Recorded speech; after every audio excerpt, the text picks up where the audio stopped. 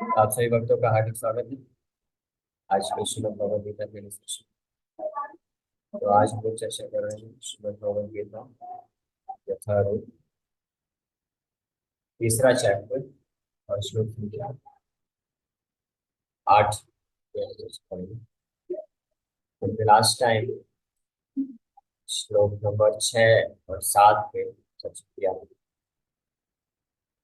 तो अभी तक जो चर्चा किया है उसमें भगवान कृष्ण वर्णन करते हैं कर्मेन्द्रियाणि संयम्य यास्ते मनसा स्मरन् इंद्रियार्थान विमूढ़ात्मा मिथ्याचार उच्यते। One who restrains the senses of action but whose mind dwells on sense objects certainly deludes himself and is called a pretender.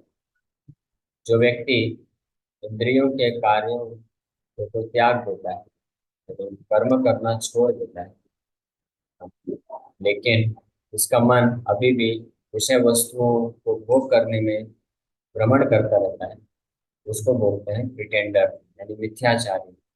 या सरल भाषा में बोले तो ढोंगी व्यक्ति बोलते हैं। तो ये जो है केवल उनके लिए नहीं है जो इस भौतिक संसार को एक्सटर्नली बाहरी रूप से त्याग देते हैं और जैसे संन्यास ले लेते हैं किसी तीर्थ स्थान में धाम में जा करके और वहाँ पे केवल दूसरों पर निर्भर होकर के भिक्षा मांग के अपने जीवन यापन करते हैं, लेकिन वास्तव में वो कोई भगवान का भक्ति या सेवा नहीं करते। और साथ ही साथ में इंद्र तृप्ति की भावना को बना के रखते हैं। मन में इंद्र तृप्ति की भावना बनी हुई है और आंतरिक छुपे हुए तरीके से इंद्र तृप्ति भी करते हैं, नशा करते हैं, अवैध संबंध रखते हैं स्त्री पुरुष के साथ। तो इस प्रकार के लोगों को तो प्रिटेंडर बोला ही जाता है। और ऐसे लोग विमूढ़ आत्मा मान। मूढ़ा मूढ़ा मतलब होता है, हाँ, मूढ़ा का मतलब होता है रास्कल। तो बात कई जगह ट्रांसलेशन करते हैं, मूढ़ा मतलब मूर्ख होता है। और विमूढ़ आत्मा मतलब विशेष रूपेण मान, यानी अच्छे तरीके से जो मूर्ख है, ऊंचे दर्जे का जो मूर्ख है उसको विमूढ़ा बोला जाता है। तो ऐसे विमूढ़ लोग होते हैं जो कर्तव्य को छोड़ करके इंद्र तृप्ति की भावना को बना के रखते हैं मन में, लेकिन बाहरी रूप से कुछ कार्य नहीं करना चाहते। तो ये क्यों होता है? ये आलसी होने के कारण, कामचोर होने के कारण होता है। हमने इसको चर्चा किया है। तो ये उनके लिए तो है ही है, साथ में ऐसे लोग भी जो इस संसार में रहते हैं लेकिन अपने जो कर्तव्यों का पालन नहीं करते हैं, लेकिन केवल इंद्र तृप्ति के लिए ही कार्य करते हैं, वो भी इसी कैटेगरी में आते हैं। कर्तव्य क्या है? निर्धारित कर्तव्य जो शास्त्रों के अनुसार उनको निर्धारित किया गया है, कर्तव्य जिसको करने से हम क्रमशः धीरे धीरे अपनी इंद्रियों को शुद्ध कर सकते हैं। उन कर्तव्यों को पालन ना करना और केवल इस संसार में रह करके इंद्र तृप्ति के लिए कार्य करना, भोग वस्तुओं को प्राप्त करने के लिए ही लगे रहना, वो भी इसी कैटेगरी में आता है। कर्मेंद्रियाणि संयम्य यास्ते मनसा स्मरण इंद्रियार्थान विमूढ़ात्मा मिथ्याचार स उच्यते। क्योंकि कर्म कर्म का मतलब होता है शास्त्रों के द्वारा निर्धारित जो कर्तव्य बताए गए हैं जिनको करना चाहिए, जिनको धर्म भी बोला जाता है। कर्म धर्म कर्तव्य ये तीनों एक ही वस्तु है, इसमें कोई अंतर नहीं है। ये शास्त्रोचित कार्य जो निर्धारित किए गए हैं जिनको करने से हम अपने इंद्रियों को शुद्ध कर सकते हैं, अगर उसको कोई त्याग देता है तो इस कैटेगरी में आता है। और केवल इंद्र तृप्ति के लिए कार्य करता है उसको भी मिथ्याचारी बोला जाता है। वहीं दूसरी ओर ऐसे व्यक्ति यस्तु इंद्रियाणि मनसा नियम्य भते अर्जुन कर्मेंद्रिय कर्म योगा, जो अपनी अपनी इंद्रियों को कर्म योग के द्वारा नियोजित करते कर्म योग में लगाते हैं और उस फल से आसक्त नहीं रहते हैं, वो ज्यादा बेटर है। ऐसे लोग धीरे धीरे फिर अपने आप को शुद्ध करके आध्यात्मिक लाभ को प्राप्त करते हैं। ये बोलने के पश्चात फाइनली भगवान जो है 8वें श्लोक में अर्जुन को यहाँ पे एक निष्कर्ष दे रहे हैं अपने एक छोटा सा प्रवचन भी। तो ये जो केवल ब्रीफ है, 30 श्लोक संख्या 3 नंबर से, ये पहले और दूसरे में अर्जुन ने प्रश्न पूछा और 3 से लेकर के 8 यानी कितने श्लोक? 6 श्लोक। तो 6 श्लोकों में भगवान ने बड़े ही ब्रीफ शॉर्ट में कर्म क्यों करना चाहिए, और उसके बारे में बताया। और कर्म जो नहीं करता है, कर्तव्य का त्याग कर देता है, उसको मिथ्याचारी क्यों बोलते हैं, ये सब भगवान बताया। अब 8वें नंबर में आके श्लोक में आके डिस्कस दे रहे हैं, बोल रहे हैं अर्जुन को। इसीलिए अर्जुन, नियतम कुरु कर्म त्वम कर्म जायो ही अकर्मणा शरीर यत्रापिचते न प्रसिद्धेत अकर्मणः। इसलिए Arjun, perform your prescribe duty, for doing so is better than not working. One cannot even maintain one's physical body without work. One बोले, इसलिए अर्जुन, तुम अपने लिए जो नियतम कुरु कर्म, कुरु कर्म नियतम, नियतम मतलब जो निर्धारित है, जो प्रिस्क्राइब किए गए हैं, जो तुम्हारे लिए योग्य कर्तव्य बताए गए हैं शास्त्रों के द्वारा, गुरु के द्वारा, आचार्यों के द्वारा, उसको तुम करो। नियतम कुरु कर्म तुम करो। कर्म जाया ही अकर्मणा, क्योंकि इस प्रकार से कर्म करना जो है अकर्मणा, नहीं करने से ज्यादा बेटर। और भगवान यहाँ तक भी बोल दे रहे हैं कि शरीर शरीर यात्रा चते, शरीर यात्रा, ये शरीर का पालन पोषण भी कोई नहीं कर सकता है। ना प्रसिद्ध भेद अकर्मणा, अगर कोई वर्क नहीं करेगा, कार्य नहीं करेगा, तो शरीर को भी वो मेंटेन नहीं कर सकता है, शरीर को भी पालन पोषण नहीं कर सकता। तो इसलिए कर्म जो निर्धारित करता है उसका पालन करना बहुत जरूरी है। तो अगर कोई बिना कर्म किए अपने शरीर को भी मेंटेन नहीं कर सकता है, तो बाकी चीजों का तो फिर तो बोलना ही क्या है। यानी बाकी चीजें क्या है, अपने इंद्रियों को, मन को शुद्ध करके आध्यात्मिक जीवन में प्रगति करना। अगर ये कोई करना चाहता है तो उसको निर्धारित कर्तव्यों का पालन करना चाहिए। निर्धारित कर्तव्य मतलब धर्म का पालन करना चाहिए। तो शास्त्रों के अनुसार व्यक्ति विशेष को उसके ब्राह्मण, क्षत्रिय, वैश्य, शूद्र, तो ब्रह्मचारी, गृहस्थ, वानप्रस्थ, संन्यास, ये 4 वर्ण, 4 आश्रम में स्थित होते होने पे जो जो कर्तव्य बताए गए हैं उसका पालन करना चाहिए। अगर वो नहीं करेगा तो शरीर भी मेंटेन नहीं कर सकता है। इसलिए भगवान यहाँ पे डिस्कस किए। There are many pseudo meditators who misrepresent themselves as belonging to high parentage, and great professional men who falsely pose that they have sacrificed everything for the sake of advancement in social life. लेकिन तो ऐसे अनेकों लोग हैं, अनेकों ढोंगी लोग होते हैं जो कि अ, ये क्लेम करते हैं कि वो बहुत बड़े ज्ञानी हैं या ध्यान योगी हैं या जो है त्यागी हैं, और सब कुछ त्याग देते हैं ये सोचते हुए कि हम आध्यात्मिक जीवन में प्रगति करने के लिए सब त्याग दें। लेकिन भगवान कृष्ण इसको यहाँ पर रिकमेंड नहीं कर रहे। Lord Krishna did not want Arjun to become a pretender. भगवान अर्जुन को एक प्रिटेंडर यानी मिथ्याचारी या ठग ठगी धोखे देने वाला व्यक्ति नहीं बनाना चाहिए। Rather, the Lord desired that Arjuna perform his prescribed duties as set forth for Kshatriyas. बल्कि भगवान क्या चाहते हैं कि अर्जुन अपने जो निर्धारित कर्तव्य है क्षत्रिय होने के नाते उसको करे। Arjuna was a householder and a military general. Therefore, it was better for him to remain as such and perform his religious duties as prescribed for the householder Kshatriya. Such activities gradually cleanse the heart of a mundane man and free him from material contamination. So-called renunciation for the purpose of maintenance is never approved by the Lord, nor by any religious scripture. After all, one has to maintain one's body and soul together by some work. One should not be given up capriciously without purification of materialistic propensities. Anyone who is in the material world is certainly possessed of the prime, possessed of the impure propensity for lording it over material nature, or in other words, for sense gratification. Such polluted propensities have to be cleared. Without doing so, through prescribed duties, one should never attempt to become a so-called transcendentalist, renouncing work and living at the cost of others. तो इस संसार में जो भी भौतिक संसार में जो भी व्यक्ति हैं वो किस लिए, तो भौतिक शरीर जो मिला है ये क्या है, ये ड्रेस कोड है। किसका ड्रेस कोड है? डॉक्टर का, इंजीनियर का? कौन सा ड्रेस कोड है? ये कैदी का ड्रेस कोड। जेल में जो कैदी होते हैं उनका ड्रेस कोड जैसा होता है ना, कैसा होता है मालूम है? सफेद कलर का पहनते हैं और ब्लैक स्ट्रिप बनी रहती है। तो हर किसी व्यक्ति का अलग अलग ड्रेस कोड होता है। डॉक्टर अलग प्रकार का ड्रेस पहनेगा, इंजीनियर अलग प्रकार का ड्रेस पहनता है, और जेल में जो कैदी होते हैं उनका ड्रेस कोड अलग होता है। तो ये जो भौतिक शरीर हमको मिला है, जो शरीर चमड़ा, हाथ, हाड़, मांस, हड्डी, ये सब का जो शरीर मिला है हमको, तो ये किसका ड्रेस कोड है? ये ड्रेस ड्रेस है आत्मा के ऊपर, ड्रेस है। ये किस चीज का ड्रेस कोड है? हम जेल में है, कैदी है, इस चीज का ड्रेस कोड। तो इस संसार में हर कोई कैदी है।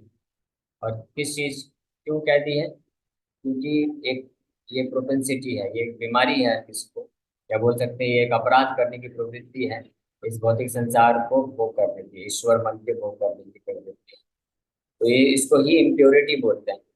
मन में, इंद्रियों में ये अशुद्धता है कि व्यक्ति संसार में भोग करना चाहता है। इसीलिए उस प्रोपेंसिटी को, जैसे कोई कैदी है जो जेल में कैद करके रखा गया है, तो अगर वो, उसको किसी कारणवश छोड़ दिया जाता है, या वो खुद से भाग जाता है जेल छोड़ के, तो जेल से मुक्त हो गया क्या? तो जेल से मुक्त नहीं हुआ है, क्योंकि उसको अभी अपराध करने की प्रवृत्ति हृदय में बनी हुई है। बाहर चला भी जाएगा फिर अपराध करेगा, फिर पकड़ के लाएंगे और उसको काल कोठरी में डाल देंगे। उसी प्रकार से भौतिक संसार में जो व्यक्ति हैं, वो सेंस ग्रेटिफिकेशन करने की टेंडेंसी है। तो अगर वो किसी कारणवश या अपने खुद से या किसी के प्रेरणा से अपने कर्तव्यों को छोड़ देते हैं, तो उनकी जो टेंडेंसी है, प्रवृत्ति है, वो नष्ट नहीं होती वो करने की। वो उधर भी जा करके इस प्रकार से वो करते हैं। इसीलिए भगवान कृपा करके हृदय को किस प्रकार से धीरे धीरे शुद्धिकरण किया जा सके, उसके लिए वर्णाश्रम धर्म स्थापित किया। वर्णाश्रम धर्म मतलब होता है ब्राह्मण, क्षत्रिय, वैश्य, शूद्र और ब्रह्मचारी, गृहस्थ, वानप्रस्थ, संन्यास। तो ये चार वर्ण और चार आश्रम है, जिसमें धीरे धीरे व्यक्ति एक एक वर्ण और आश्रम में रह करके अपने कर्तव्यों का जब पालन करता है, तो उसका हृदय शुद्ध होता है। कैसे? कि वो अपने जो धार्मिक क्रियाकलाप है, वैदिक शास्त्र के अनुसार जो कर्तव्य बताए गए हैं, गृहस्थ के हो या ब्रह्मचारी है, सन्यासी है, या ब्राह्मण के कुछ कर्तव्य है, क्षत्रिय के कुछ कर्तव्य है। तो यहाँ पे अर्जुन क्षत्रिय है, तो क्षत्रिय का कर्तव्य है कि धर्म के अनुसार धर्म को स्थापित करने के लिए युद्ध करे। तो अर्जुन अगर वो नहीं करेगा, उसको छोड़ के जाता है, तो उसका हृदय तो शुद्धिकरण नहीं होगा। तो अर्जुन है क्षत्रिय है, लेकिन सन्यासी का जो कर्तव्य है उसको नकल करना चाहता है। तो इससे क्या होगा? अर्जुन का हृदय शुद्ध नहीं होगा, बल्कि और वो डिस्टर्ब हो जाएगा, क्योंकि सन्यासी की जो प्रवृत्ति है, रजोगुण है और कंट्रोलरशिप प्रवृत्ति है, तो वो शुद्ध कब होगी? जब उसको उस प्रकार से भगवान की सेवा में लगाया जाए, इस प्रकार से धर्म के कार्य में लगाया जाए। इसलिए भगवान यहाँ पे निष्कर्ष दे रहे हैं किसी को, कोई व्यक्ति कर्म को त्याग नहीं करना चाहिए। कर्म मतलब, कर्म जब बोला जा रहा है तो बड़े स्पष्ट रूप से क्लियर होना चाहिए। जो धर्म या शास्त्रों के अनुसार जो कर्तव्य निर्धारित किए गए हैं, उसको कर्म बोलते हैं। तो उन कर्तव्यों को अगर कोई त्याग करता है तो उसका हृदय अशुद्ध बना रहेगा, और वो कभी भी अ, इस अशुद्ध हृदय को लेकर के वो और अपना जो नरक के लिए जो रास्ता है, और पाप कर्म में लग जाएगा, अपराध करेगा। इसलिए शुद्ध करने के पश्चात व्यक्ति त्याग कर सकता है। तो ये अभी यहाँ पे कर्मयोग के प्रारंभ में भगवान सिस्टमेटिकली लेके जा रहे हैं, सिस्टमेटिकली एक स्टेप बाय स्टेप वर्णन कर रहे हैं। तो अभी नेक्स्ट श्लोक से कर्म कांड सबसे पहले बताएंगे आपको। कर्मयोग तो बाद में आता है, कर्म कांड पहले आता है कि अगर तुम इस प्रकार से करोगे अर्जुन, तो तुमको ही भौतिक लाभ मिलने वाला है। यानी अगर कोई इस संसार में रह करके भौतिक सुख चाहता है, ऐश्वर्य चाहता है, या स्वर्ग जाना चाहता है, तो उसको भी ये कर्म कांड का पालन करना चाहिए। और फिर कर्म कांड से धीरे धीरे जब वो जो है भगवान को समर्पित करता है, तो कर्म योग बनता है। और कर्म योग से धीरे धीरे आगे बढ़ के फिर वो शुद्ध भक्ति में जा सकता है। ठीक है, तो ये एक ग्रेजुअल प्रोसेस है, तो यहाँ पे भगवान बता रहे हैं। लेकिन क्योंकि ये जो प्रोसेस है, तरीका है, केवल तब वैलिड होता है जब वर्णाश्रम धर्म पूर्ण रूप से स्थित, व्यवस्थित, यानी प्रॉपर ब्राह्मण है, क्षत्रिय है, वैश्य है, शूद्र हैं, और उनके जो निर्धारित कर्तव्य है उनका वो पालन करने के लिए उनके पास अपॉर्चुनिटी है, फैसिलिटी है, तब इस प्रकार से व्यक्ति पढ़ सकता है। लेकिन कलयुग में और विशेष रूप से आधुनिक समय में सब सिस्टम हौच पौच हो गया है। यानी कौन शुद्ध ब्राह्मण है, क्षत्रिय है, वैश्य, शूद्र है, इसका कोई अता पता नहीं। और अगर कोई है भी, किसी के अंदर गुण है भी, किसी के पास ब्राह्मण के गुण है, क्षत्रिय के गुण है, वैश्य के, शूद्र के गुण है भी, तो उसको उसके अनुरूप कर्म करने का फैसिलिटी नहीं है। ये कर्म करने का जो फैसिलिटी है, यानी अपॉर्चुनिटी जिसको बोलते हैं, आज के समय में जॉब और अपॉर्चुनिटी के नाम से जाना जाता है, तो वो जो जॉब अपॉर्चुनिटी है वो गवर्नमेंट की रिस्पॉन्सिबिलिटी होती थी, राजा की रिस्पॉन्सिबिलिटी होती थी। वो इस प्रकार से टेक केयर करता था प्रजा का कि जो भी प्रजा है वो अपने आश्रम या वर्ण के अनुसार उसके पास कार्य करने के लिए होना चाहिए। अगर कोई ब्राह्मण है तो ब्राह्मण के कार्य करने के लिए उसके पास फैसिलिटी है कि नहीं। अगर कोई क्षत्रिय है तो उसके पास क्षत्रिय मतलब रूल करना, टैक्स कलेक्ट करना, ये फैसिलिटी है कि नहीं है धर्म के अनुसार। तो कोई वैश्य है तो उसके पास वो फैसिलिटी है कि नहीं। जैसे वैश्यों का रिस्पॉन्सिबिलिटी है कृषि, गोरक्षा, वाणिज्य, खेती करना, उत्पादन करना, गायों का रक्षा करना और बिजनेस करना। ये गवर्नमेंट का रिस्पॉन्सिबिलिटी होता था कि जो वैश्य कैटेगरी के लोग हैं उनके पास सफिशिएंट, पर्याप्त मात्रा में जो है खेत हो, और उनके पास वो एजुकेशन हो जिससे वो खेती कर सके, उत्पादन कर सके, और कृषि, गोरक्षा, गायों का जो है पालन पोषण अच्छे से कर सके। तो ये गवर्नमेंट का रिस्पॉन्सिबिलिटी होता है। लेकिन आज के समय में जब इंडस्ट्रियलाइजेशन हो चुका है, फैक्ट्री खुल चुके हैं, और वेस्टर्न एजुकेशन के प्रभाव में आकर के सब केवल एक ही पाइप के थ्रू सबको डालने का प्रयास किया जा रहा है कि सब इंजीनियर बने या तो डॉक्टर बने। तो उस सिस्टम में हौच पौच हो गया है। चाहे कोई ब्राह्मण का गुण रखता है, चाहे कोई क्षत्रिय हो, चाहे कोई वैश्य हो, शूद्र हो, सबको क्या बनाया जा रहा है? शूद्र भी नहीं बोल सकते। सबको जॉब, कि सबको ये डिग्री हासिल करें और जॉब करें और पैसा कमाएं, और पैसे कमा के क्या करना है? सेल्फ ग्रेटिफिकेशन करना है, इंद्र तृप्ति करना है। तो यही सिस्टम को जोड़ दिया जा रहा है। जिस प्रकार से अलग अलग लोगों के नेचर के हिसाब से उनके पास फैसिलिटी नहीं है, अपॉर्चुनिटी नहीं है कि वो अपने कर्तव्य को करके अपने हृदय को धीरे धीरे शुद्ध कर सके।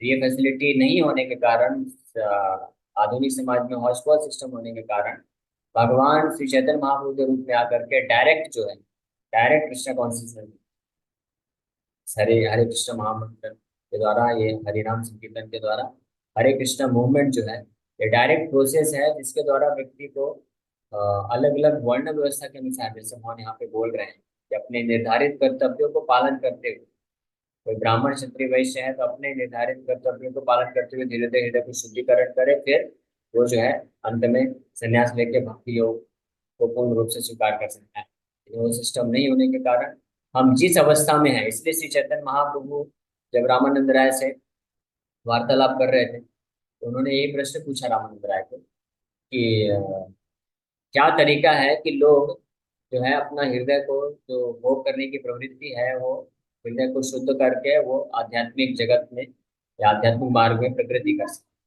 तो रामानंद राय सबसे पहले गीता का 3rd चैप्टर ही कोट करते हैं, कर्म योग को बताते हुए वर्णाश्रम धर्म बताते हैं कि अगर कोई वर्णाश्रम धर्म को पालन करेगा तो उसके जो धर्म, उसके जो शास्त्रों के अनुसार वर्णाश्रम धर्म के जो कर्तव्य हैं, जब उसको पालन करेगा तो वो धीरे धीरे हृदय शुद्ध होगा और वो आपकी भक्ति में आगे बढ़ सकता है। तो चैतन्य महाप्रभु इसको रिजेक्ट कर दिए। क्यों? क्योंकि वो प्लेटफॉर्म रेडी ही नहीं, वो अपॉर्चुनिटी ही नहीं, वर्णाश्रम धर्म है कहाँ। इसलिए महाप्रभु बोले ये वो बाहर, ये तो गया, इसको छोड़ो, आगे कहो, कुछ और बताओ, और कोई तरीका बताओ। जैसे कोई लड़का होता है तो इंटेलिजेंट है, उसको बोलते हैं इसको हमको अ, अच्छे से पढ़ाई करा के अच्छे से एग्जाम की तैयारी करें, और अच्छा पढ़ाई करें, अच्छा, तो मतलब एग्जाम को क्रैक करके आगे चल। तो क्या सोल्यूशन देते हैं कि हाँ ठीक है, इसको स्कूल में एडमिशन करा दो, स्कूल में पढ़ेगा, धीरे धीरे सीख जाएगा। तो मामा बोलेंगे अब वो तो करा दिया, अभी इसका उतना बुद्धि नहीं है, इसको समझता नहीं है, ये तो हो गया, अब कुछ और बताओ, और क्या करना है। तो फिर बोलेंगे अच्छा एक काम करिए, फिर आप इसको किसी कोचिंग क्लास में डाल दीजिए, तो वहाँ पे अच्छे से उसको ट्रेनिंग मिलेगा, तब वो कर सकता है। उसी प्रकार से महाप्रभु जी कलयुग के लोगों की दुर्दशा देखते हुए बोले वर्णाश्रम धर्म इनसे ना हो पाएगा। ये लोग नहीं कर सकते, क्योंकि ना तो ऐसा गुण है, कलौ शूद्र संभवा, कलयुग में सब शूद्र है। और दूसरी बात, सरकार की तरफ से, गवर्नमेंट की तरफ से वो प्रोविजन नहीं है, तो फैसिलिटी अपॉर्चुनिटी नहीं है कि व्यक्ति जो है अपने अपने धर्म के अनुसार कर्तव्य का पालन कर सके। गुरुकुल सिस्टम पद्धति खत्म हो चुकी है, तो इसलिए ये पॉसिबल नहीं है। तब फिर रामानंद राय फिर दूसरा सोल्यूशन देते हैं, जो यहाँ पे कौन मना कर रहे हैं। दूसरा सोल्यूशन देते हैं, ठीक है, तो दूसरा सोल्यूशन ये है कि व्यक्ति को सब कुछ छोड़ करके संन्यास ले लेना चाहिए, पूर्ण रूप से भगवान को समर्पण कर देना चाहिए। तो भगवान बोले चैतन्य महाप्रभु, अरे ये भी नहीं हो सकता है, तो उसका हृदय गंदा है, भोग करने की प्रवृत्ति है, सर्वधर्मान परित्यज्य कर कैसे पाएगा, तो पूर्ण रूप से भगवान को समर्पण नहीं कर पाएगा। तो समर्पण करने जाएगा, सैफरन ड्रेस पहन लेगा, संन्यास ले लेगा और उधर जाके बीड़ी फूकेगा। क्योंकि हृदय तो में अशुद्धि है ना, भोग करने की प्रवृत्ति बनी हुई है, तो नशा करेगा, अवैध स्त्री पुरुष संग करेगा, ये सब करेगा। तो तुमको लगता है क्या कि वो बैठ के हरे कृष्ण 24 घंटे जप करने वाला है? इसलिए ये भी काम नहीं करेगा। कुछ और बताओ, कलयुग के प्राणी के लिए कस्टमाइज सोल्यूशन देना पड़ेगा। बाकी और कोई सोल्यूशन काम नहीं करेगा। तब रामानंद राय विचार करते हैं, सही बात है, कलयुग की दुर्दशा तो बड़ी खराब है, तो ये भी नहीं काम करेगा। यानी थर्ड चैप्टर भी फेल हो गया और 18 चैप्टर भी गीता का फेल कर दिया।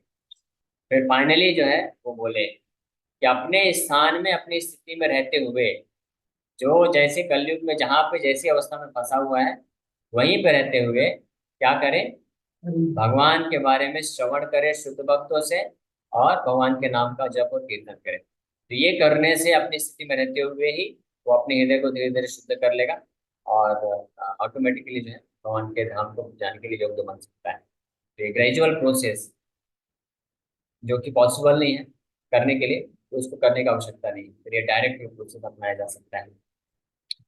क्योंकि यहाँ पे भगवान बोल रहे हैं कर्म करो, कर्तव्य निर्धारित कर्तव्य का पालन करो। अभी हम में से कितने लोग हैं जो हमारे, हमको पता है हमारे निर्धारित कर्तव्य क्या है? किसी को नहीं पता है। क्योंकि निर्धारित कर्तव्य तो तब पता चलेगा ना, जब आपको पता चलेगा कि आप किस वर्ण के हैं और किस आश्रम के। चलो आश्रम तो पता चल जाता है, कोई शादीशुदा है तो गृहस्थ आश्रम, कोई भी शादीशुदा नहीं तो ब्रह्मचारी आश्रम। लेकिन वर्ण कैसे पता चलेगा? टाइटल से, कि हाँ भाई हम पांडे जी हैं, दुबे जी हैं, मिश्रा जी हैं, तो हम ब्राह्मण हुए। तो टाइटल से नहीं होता है, वो गुण होना चाहिए।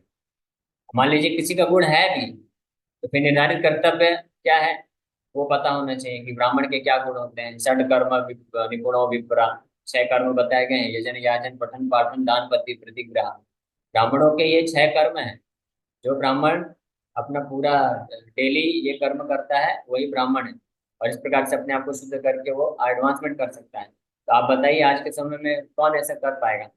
अब तो क्षत्रियों के कर्म कर्तव्य बताए गए, सिस्टम जो है हौच पहुंच चुका है, तो कर नहीं सकते ये, हमारे पास वो फैसिलिटी है ही नहीं, ऑप्शन है ही नहीं, डिलीट हो चुका है वर्णाश्रम धर्म का पालन करने का। इसीलिए सर्वश्रेष्ठ उपाय क्या है कि हम कृष्ण कॉन्सेप्ट को एक्सेप्ट करें। लेकिन हम लोग इन श्लोकों के माध्यम से एटलीस्ट ये समझते हैं तो वे जरूर जाएंगे। भगवान भी थर्ड चैप्टर में ये अर्जुन को इसलिए बता रहे हैं ताकि अर्जुन समझ सके, फाइनली जाकर के जब भक्ति योग में पहुंचेंगे भगवान, तो फाइनल इंस्ट्रक्शन देंगे, मन मना भव मत भक्त मत त्याजी माम नमस्कुरु, अर्जुन ये करो। तब उसका वैल्यू समझ में आएगा। क्योंकि जो फल, जो डेस्टिनेशन, कर्म योग ज्ञान योग ध्यान योग धीरे धीरे कर करके व्यक्ति प्राप्त करता था, तो यहाँ पे डायरेक्ट कृष्ण कॉन्शियसनेस को स्वीकार करने से व्यक्ति प्राप्त कर लेगा। इसमें अलग से हृदय का शुद्धिकरण करने की आवश्यकता नहीं। यानी अगर कोई कितना भी अशुद्ध हृदय का भी हो, अगर वो कृष्णा कॉन्शियसनेस के प्रोसेस को स्वीकार कर लेता है, तो उसका हृदय का शुद्धिकरण भी होता है, और साइमल्टेनियसली साइड बाय साइड वो भक्ति में एडवांसमेंट भी करता है। ये दोनों कार्य एक साथ चलते हैं, तो शुद्धिकरण करने के लिए अलग से कुछ करने की आवश्यकता नहीं होता है। तो इसलिए यहाँ पे इस प्रकार से भगवान अर्जुन को वर्णन कर रहे हैं। तो इसलिए नियतम कुरु कर्म, अपने कर्तव्य को करो। तो हमारे लिए इसलिए प्रभुपाद जी हमारे लिए जो कर्तव्य कर्म योग है, इसको कस्टमाइज करके हमको प्रेजेंट किए। हमारे लिए कर्म योग क्या है? भक्ति योग ही है। तो वो सब यानी कृष्ण कॉन्शियसनेस में जो हम अपनी इंद्रियों को, यानी प्रिंसिपल्स प्रभुपाद जी उठाए हैं। प्रिंसिपल क्या है इस चैप्टर का, भगवान यहाँ पे अ, वर्णन कर रहे हैं। प्रिंसिपल ये है कि हमको अपनी इंद्रियों को उचित प्रकार से आध्यात्मिक कार्यों में आगे बढ़ने के लिए, आध्यात्मिक जीवन में आगे बढ़ने के लिए लगाना चाहिए। वो पहले वर्णाश्रम धर्म के अनुसार किया जाता था, लेकिन वो व्यवस्था नष्ट हो जाने के कारण इसलिए प्रभुपाद जी उसको कस्टमाइज करके हमारे पास डायरेक्ट कृष्ण कॉन्शियसनेस का तरीका दे दिए, जिसमें प्रिंसिपल वही है कि हम अपनी इंद्रियों को भगवान की सेवा में लगाएं। हाथ पैर आँख कान नाक जीवा त्वचा जो भी इंद्रियां हैं उसको भिन्न भिन्न प्रकार से भगवान की सेवा में लगाएंगे तो इंद्रियां शुद्ध भी होंगी। और इसका डबल बेनिफिट है, साइमल्टेनियसली हम भगवान के प्रति प्रेम भी विकसित कर पाएंगे। तो वर्णाश्रम धर्म में ऐसा नहीं था। वर्णाश्रम धर्म में ग्रेजुअल प्रोसेस था, धीरे धीरे, यानी वर्णाश्रम धर्म का कोई पालन करता तो धीरे धीरे वो हृदय उसका शुद्ध होता, और एक समय में जाने के बाद फिर वहां से कभी वो भक्ति को स्वीकार कर पाता और भक्ति योग प्रारंभ करता। लेकिन यहाँ पे डिजीज ज्यादा है और लोग ज्यादा पतित हैं और समय कम है, इसलिए भगवान चैतन्य महाप्रभु के रूप में आकर के एक ऐसा प्रोसेस दिए हैं जिसमें प्रिंसिपल सैद्धांतिक तौर से कर्मयोग भी हो रहा है और साथ ही साथ में शुद्ध भक्ति योग का भी अपॉर्चुनिटी मिल रहा है। ये दोनों एक परफेक्ट तरीके से हो रहा है। इसलिए जो प्रोसेस ऑफ कृष्णा कॉन्शियसनेस है, कृष्ण भावनामृत के जो हमारे पास साधन है, साधना है, भगवान का मंगला आरती करना, भगवान का सेवा करना, भगवान के नाम का जप करना, भगवान के बारे में श्रवण करना, तो इसमें सब कुछ इंक्लूड हो जाता है। ये प्रिंसिपल सैद्धांतिक तौर से कर्म योग भी इसके द्वारा होता है, ज्ञान योग भी होता है, ध्यान योग भी होता है, यानी साइमल्टेनियसली एक ही समय पे तीनों योग एक साथ व्यक्ति को लेके आगे बढ़ता है और फाइनली भक्ति योग भी वो कर रहा है। जो पहले के समय में ग्रेजुअली हुआ करता था, पहले व्यक्ति कर्म योग करता था और उसके बाद फिर ज्ञान योग, फिर ध्यान योग, फिर फाइनली शुद्ध भक्ति योग स्वीकार करता था। तो इसके साथ हम वहीं पे विराम कर दें। सुबह का कोई प्रश्न? हरे कृष्ण। यस। हरे कृष्ण प्रभु जी। हरे कृष्ण प्रभु जी। प्रभु जी, हरे जैसे कृष्ण। अभी आपने बताया सारे अलग अलग तरीके से मतलब भगवान को प्राप्त करने की कोशिश में जब फेल हो गए तो फाइनली भक्ति योग की बात हुई। तो जैसे इसमें गीता में इतने सारे अध्याय हैं, उसमें कर्म योग सांख्य योग ये सब बताया हुआ है, तो कहाँ पे ये चीज भगवान ने खुद कही है कि सिर्फ आप भक्ति योग करो या सिर्फ भक्ति करो उस टाइप से? हरे कृष्ण। तो फाइनल निष्कर्ष दिए भगवान 9 चैप्टर में, मोस्ट कॉन्फिडेंशियल नॉलेज।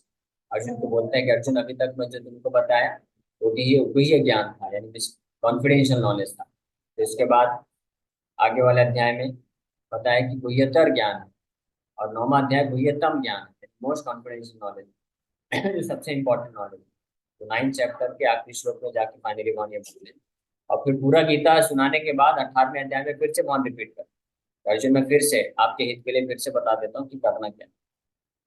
क्योंकि भगवान चाहते तो डायरेक्ट भी बोल सकते थे, लेकिन डायरेक्ट बोलते तो फिर 10 लोग ऑब्जेक्शन उठाते हैं, आके शास्त्र लेके दिखाते हैं, देखो भगवान यहाँ के शास्त्र में तो ये भी बताया गया है, ये भी करना चाहिए। भगवान पहले ही बता दिए अलग अलग शास्त्रों में, इसलिए गीता को सारे शास्त्रों का निचोड़ बोलते हैं सारे शास्त्रों का जो भी है कर्मयोग ज्ञान योग ध्यान योग सब वर्णन करते हुए फाइनल कल्मिनेट करते हुए भक्ति योग की महिमा को स्थापित कर, यानी और कोई इस युग में प्रोसेस काम करेगा नहीं। कोई कितना भी कर्मयोग करे, ज्ञान योग करे, ध्यान योग करे, तो जो है अपने आप को मन को विचलित मन को कंट्रोल नहीं कर सकता है और आध्यात्मिक जीवन में प्रगति नहीं कर सकता है जब तक वो भगवान के भक्ति योग का आश्रय। ओके। यस, पूछिए एक और क्वेश्चन। और किसी ने हरे आपका कृष्ण क्वेश्चन? प्रभु जी।